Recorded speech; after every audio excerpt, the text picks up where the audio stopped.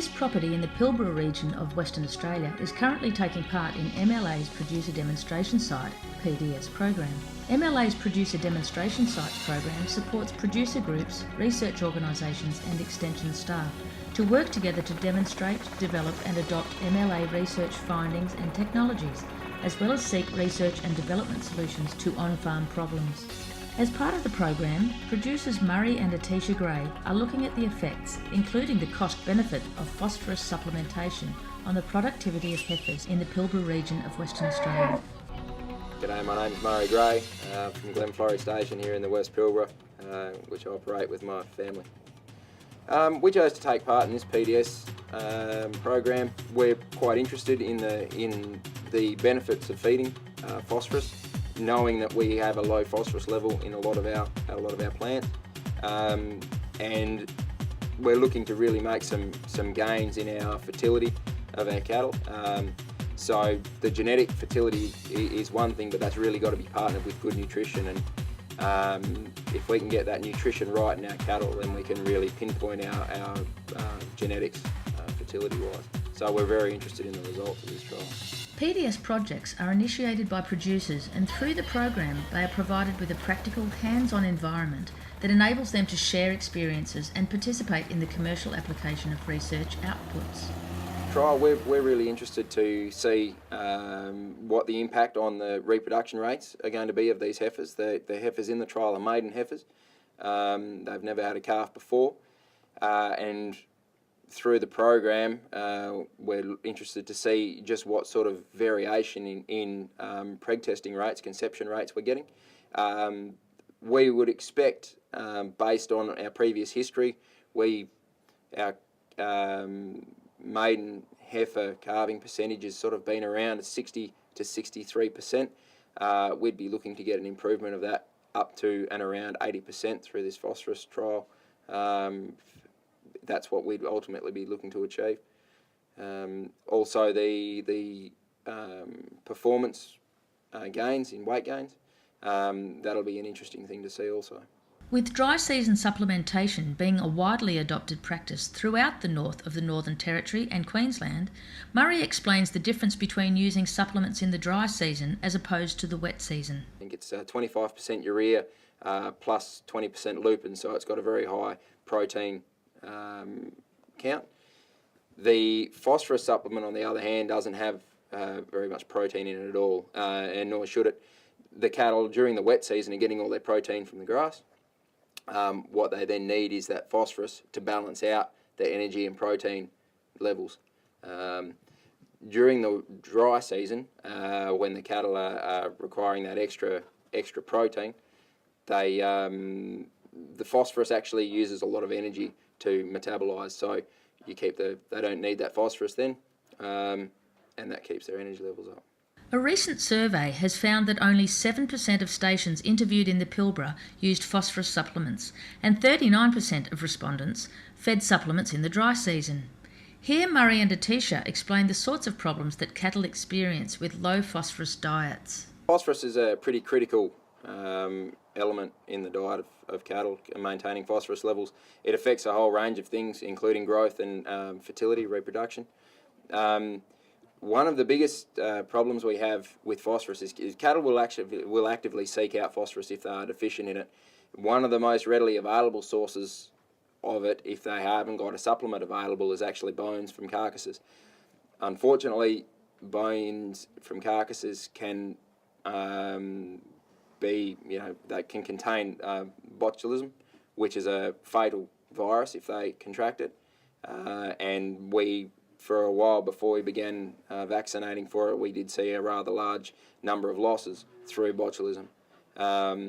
So that's getting cattle away from that habit of bone chewing is a real plus, on top of improving growth rates and improving fertility. Murray and Atisha have been applying the phosphorus supplement in a loose lick basis. It relies on the cattle, I guess, their demand for that supplement. They'll go and look for it. So it's out in sort of fairly long troughs. We do monitor what their daily intake is doing. Obviously, we can't pinpoint that to exact grams of accuracy, but yeah, we do monitor it, what goes out as to how much is being taken in. Cool. Optimal daily intake for phosphorus in the lick that we're using is 40 grams a day. We have had a bit of trouble in getting that intake up to that level. We've been adding quite a lot of molasses to the mix to keep that daily intake up. It's very sweet. It's liquid sugar, and it's got pretty good energy. The cattle chase it like a lolly. Glenflorrie Station is 197,000 hectares. Murray and Atisha also sublease about half of their neighbour's property, so they're managing 2,500 Brahman breeder females with followers, totalling around 6,000 head of cattle across 3,200 square kilometres. To monitor the supplement intake and to measure some of the results of the phosphorus supplementation, Murray and Atisha conduct an annual muster which can take them anywhere up to 5 months. For this trial, we need to be getting the cattle in regularly to be able to check their phosphorus levels and the effects that it's having on it. So we'll be getting them in. We got them in originally in March, we're getting them in again now, it's early September, and we'll be getting them in again at the end of the wet season, so early next year. We normally do one mustering lap here in Glenflorrie. Because we're covering such a large area, it can take us up to 5 months to do that lap. We normally start sort of mid to late May and look to be finished anywhere from mid-September to mid-October, but that's entirely dependent on the season. Yeah, in this instance, the mustering we've been doing, we were taking the cattle off the phosphorus lick, and we'll move some cattle onto a urea lick and others off supplement altogether. During the muster, Murray and Atisha also individually tag and record all of their cattle, gather the weights and take blood samples. We'll be taking blood samples to check the phosphorus levels and faeces samples. We've been preg testing them as well. We'll be checking how the phosphorus levels affect their pregnancy status and their reconception status as well. Every cow is recorded when she comes through. Her lactation status is recorded, whether she's wet or dry, has a calf or not. Any cattle that are dry and empty, we will look to remove from the herd because their reproduction rate has dropped. We mark our calves, our weaners come off, our sale cattle come out and go into a holding paddock to be marketed. And any vaccinations that are required and any other sort of husbandry or animal health that needs to be taken care of is taken care of then. In this muster, there are 2 different groups of cattle. One group has been receiving supplementation since the start of June, and the other group have received no supplementation. So the mob who were on phosphorus during the green feed time were the green and white taggers, who we'll be processing shortly. At this stage, visually, we're not seeing a great difference in performance of the 2 mobs, but once we get the performance data, pregnancy status, and some of the phosphorus bloods and fecal samples back, then we'll be able to put a lot more emphasis on that. The red and blue mob we're processing at the moment. They were the mob that were not on supplement over the green feed period. We are separating them out, the reds from the blues. The reds will stay off supplement. The blues will go in onto a dry season urea-based supplement. And hopefully we'll see some performance gains there. This PDS program commenced in March 2013 and is scheduled to run through until August 2014.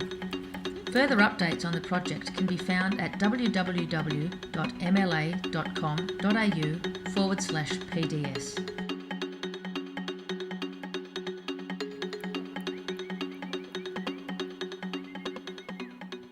Good dog.